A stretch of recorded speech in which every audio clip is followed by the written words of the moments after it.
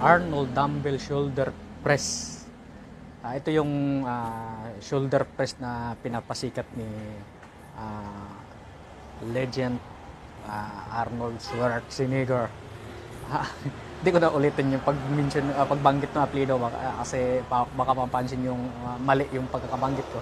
Pero ito nga, ito yung shoulder press na pinapasikat niya. Maraming mga nagsasabi dito na hindi raw to siya maganda para sa shoulder kasi prone sa injury nung rotator cuff natin. Pero bakit naman hanggang ngayon parang 70 plus years buo pa naman yung balikat ni Idol Arnold? Yun yung malaking katanungan dun eh.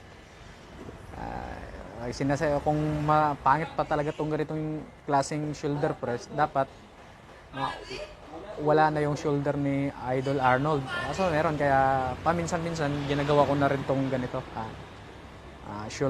Arnold shoulder press. Hindi nga lang talaga ganun kadalas kong ginagawa kasi nga medyo mahirap siya gawin. Lalo na yung pagbaba mo yung naka-reverse na yung kamay mo. Yun yung mahirap eh, kaya bihira ko lang gawin. Let's go, let's go.